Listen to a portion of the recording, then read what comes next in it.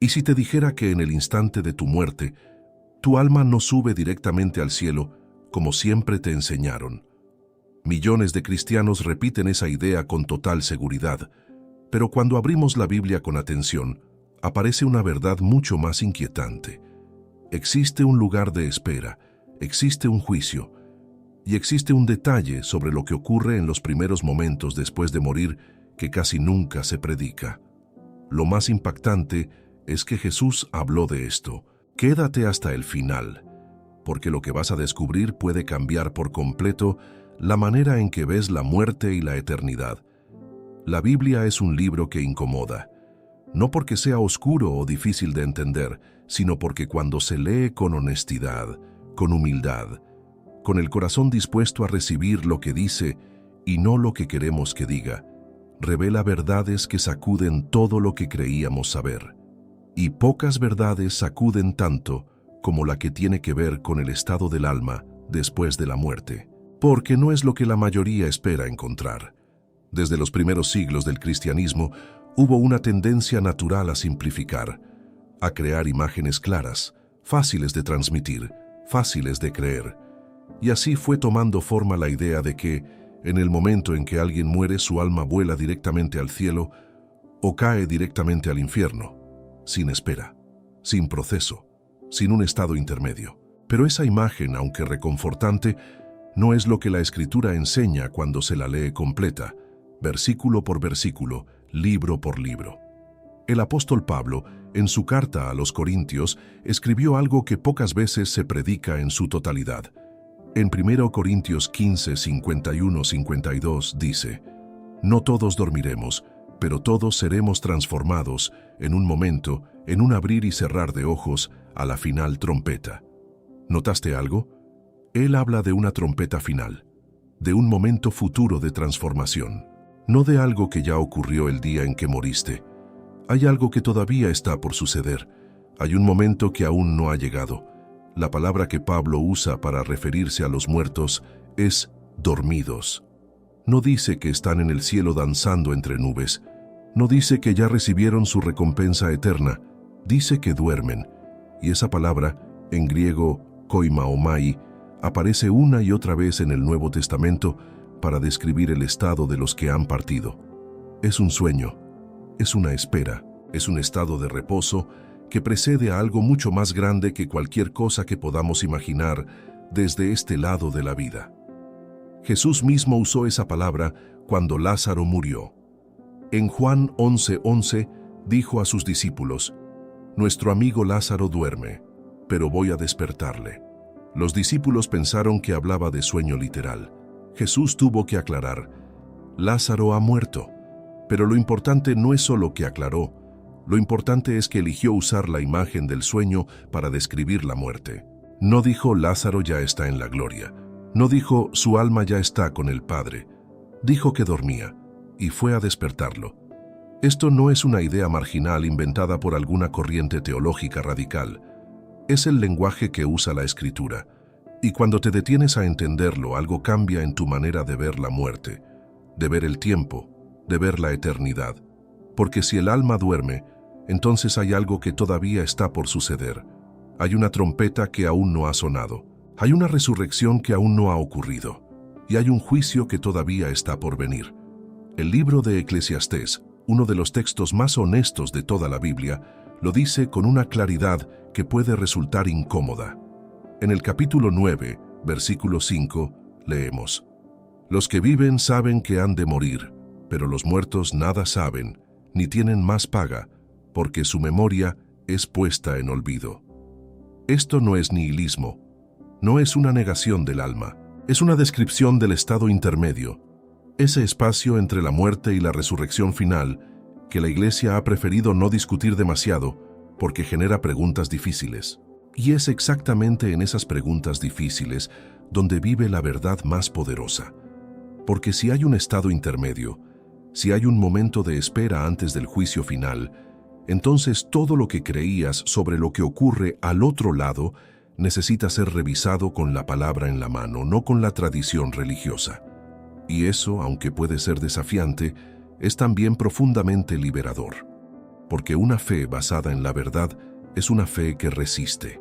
Una fe basada en tradiciones que no se cuestionan, tarde o temprano se quiebra. Si este contenido está abriendo algo dentro de ti, si sientes que estás viendo la Escritura con ojos nuevos, suscríbete a este canal ahora mismo. Aquí no te damos respuestas fáciles, te damos la palabra completa y sin filtros. Entonces, si el alma duerme después de la muerte, surge una pregunta que muchos sienten pero pocos se atreven a formular en voz alta. ¿Dónde está ese lugar de espera? ¿Existe realmente un espacio entre la muerte y la eternidad definitiva? ¿Un lugar donde el alma aguarda sin tiempo, sin conciencia plena, sin que el juicio final haya ocurrido todavía? La respuesta que da la Biblia a esa pregunta es una de las verdades más profundas y menos predicadas del cristianismo, y tiene un nombre. En el Antiguo Testamento, ese lugar se llama Sheol. En el Nuevo Testamento, en griego, se llama Hades. No es el infierno eterno, no es el cielo, es algo diferente. Es el lugar de los muertos, un reino subterráneo, un espacio de sombra y silencio donde las almas aguardan el momento del juicio.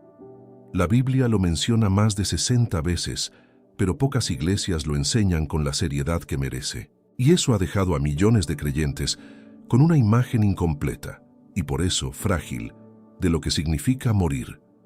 El Salmo 88 es uno de los textos más oscuros y honestos de toda la Escritura.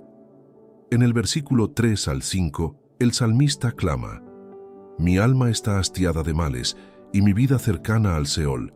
Soy contado entre los que descienden al sepulcro. Soy como hombre sin fuerza, abandonado entre los muertos, como los pasados a espada que yacen en el sepulcro, de quienes no te acuerdas ya». Este es el lenguaje del Sheol, no es el lenguaje del cielo. Es el lenguaje de la espera, del silencio, de un estado que precede algo aún mayor.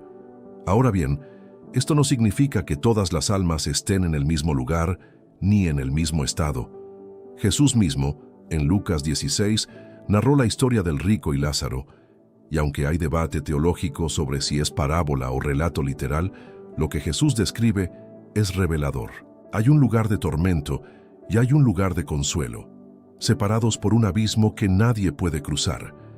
Ambos están dentro de ese reino intermedio. Ambos son anteriores al juicio final. Ambos son reales en la enseñanza de Cristo. Lo que esto nos dice es poderoso. La muerte no es el fin, pero tampoco es la llegada definitiva. Es una transición hacia una sala de espera cósmica donde el tiempo funciona de manera diferente, donde la eternidad aún no ha sido sellada, donde el destino final todavía depende de algo que está por ocurrir. La resurrección, el juicio, la renovación de todas las cosas. Y eso cambia todo. Cambia la manera en que oras por tus seres queridos que partieron. Cambia la manera en que entiendes la salvación. Cambia la urgencia con la que vives tu fe hoy. El apóstol Pedro habla de esto en su primera carta, capítulo 3, versículos 18 al 20, cuando describe cómo Cristo, después de su muerte y antes de su resurrección, fue y predicó a los espíritus encarcelados. ¿Encarcelados dónde? En ese reino intermedio, en el Hades. Jesús descendió, no subió, después de morir. Descendió a ese lugar donde esperaban las almas y proclamó su victoria sobre la muerte. Eso es lo que el credo de los apóstoles llama descendió a los infiernos, no al infierno eterno, sino al reino de los muertos. ¿Por qué esto importa tanto? Porque si Jesús mismo pasó por ese espacio intermedio, entonces ese camino está marcado por sus pisadas. Él no solo murió por nosotros, vivió el proceso completo de la muerte humana, incluyendo el descenso al Sheol, para poder vencer desde adentro. La resurrección no fue solo un regreso a la vida, fue una conquista total, desde las profundidades hasta las alturas. En Apocalipsis 1:18, el Cristo resucitado declara: «Tengo las llaves de la muerte y del Hades». No dijo que esas llaves no existían, las tiene, las conquistó. Y esa conquista tiene un nombre, una fecha futura, un momento que la Escritura llama el Día del Señor, cuando la trompeta sonará, cuando los muertos resucitarán, cuando el juicio será completo y la eternidad, finalmente, comenzará de verdad. Hasta ese día, el alma descansa. Espera. No en el olvido total, pero sí en un estado que escapa a nuestra comprensión humana del tiempo y la conciencia. Es un misterio, pero es un misterio revelado. Y la diferencia entre un misterio revelado y uno oculto es que el primero te transforma, mientras que el segundo solo te confunde. Hay algo que muy pocas personas se detienen a considerar cuando piensan en la muerte: el juicio. No como una amenaza religiosa lanzada desde un púlpito para provocar miedo, sino como una realidad bíblica que la Escritura describe con una precisión que exige atención. Porque si el alma espera en ese estado intermedio, si hay un Sheol, si hay un Hades, si hay una sala de espera cósmica, entonces lo que viene después de esa espera es lo que lo cambia todo. Y lo que viene es el juicio de Dios. El libro de Hebreos, en el capítulo 9, versículo 27, lo dice con una sencillez que no admite ambigüedades. Está establecido para los hombres que mueran una sola vez, y después de esto, el juicio. Una sola vez. No hay reencarnación. No hay segunda oportunidad en otro cuerpo. No hay ciclos infinitos de existencia. Hay una vida, hay una muerte y hay un juicio. Ese es el orden que establece la palabra. Y ese juicio no ocurre en el instante de la muerte. Ocurre después de la resurrección, en el momento que Dios ha determinado desde antes de la fundación del mundo. Ahora bien, ¿qué significa ser juzgado? No es una escena de tribunal humano donde un abogado defiende y otro acusa. Es algo infinitamente más profundo.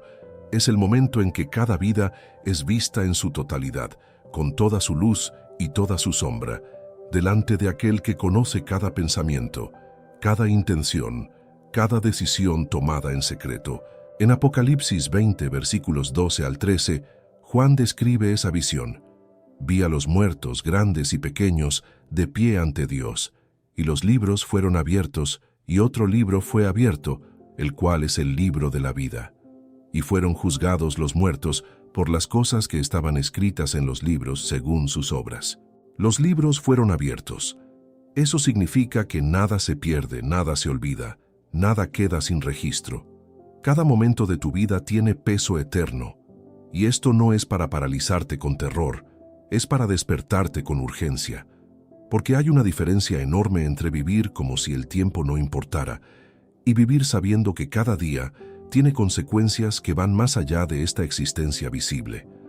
La Biblia no te dice estas cosas para aplastarte. Te las dice para que despiertes antes de que sea tarde.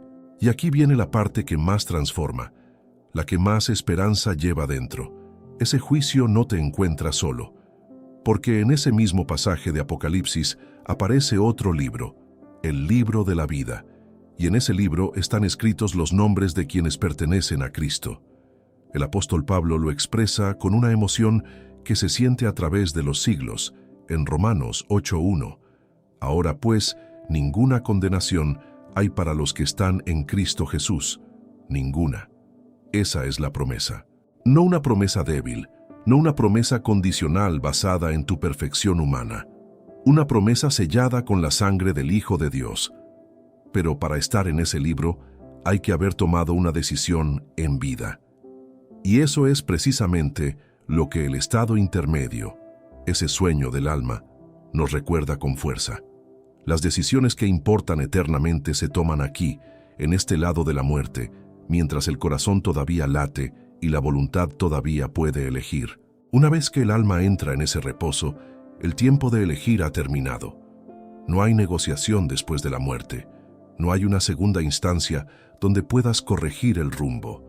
Hay solo lo que fuiste, lo que creíste, lo que decidiste hacer con Jesús mientras vivías. El profeta Daniel lo vio con claridad siglos antes de que Pablo o Juan escribieran una sola palabra del Nuevo Testamento. En Daniel 12:2 leemos: «Y muchos de los que duermen en el polvo de la tierra serán despertados, unos para vida eterna y otros para vergüenza y confusión perpetua». Dos resurrecciones, dos destinos, un mismo despertar que viene después del mismo sueño. La muerte no es la última página, es el punto y aparte antes del capítulo definitivo. Y ese capítulo lo escribes tú, con las decisiones que tomas hoy. Todo esto que la Biblia revela sobre el estado del alma después de la muerte no es una doctrina oscura para asustar a los débiles. Es una verdad liberadora para los que tienen ojos para ver. Porque cuando entiendes que hay un orden, muerte, espera, resurrección, juicio, entonces la vida deja de ser una carrera sin sentido y se convierte en algo sagrado. Cada día tiene peso. Cada decisión tiene dirección. Cada momento es una oportunidad de escribir en el libro correcto, de aferrarte al único nombre que puede sostenerte cuando los demás libros sean abiertos y la eternidad comience de verdad. Hoy descubriste algo que pocos se atreven a enseñar, que la muerte no es el final, ni tampoco la llegada inmediata al cielo. Es una espera, es un sueño que precede la resurrección, el juicio y la eternidad definitiva. La Biblia lo revela con claridad para quien tiene ojos dispuestos a ver. Gracias por quedarte hasta aquí. Tu presencia en este canal significa mucho. Si este video tocó algo dentro de ti, deja tu comentario abajo. Me encanta leer lo que piensan. Dale like si esta verdad te impactó. Suscríbete para no perderte los próximos videos que seguirán revelando lo que la palabra realmente dice. Los próximos temas que aparecerán en pantalla te van a sorprender. Nos vemos pronto.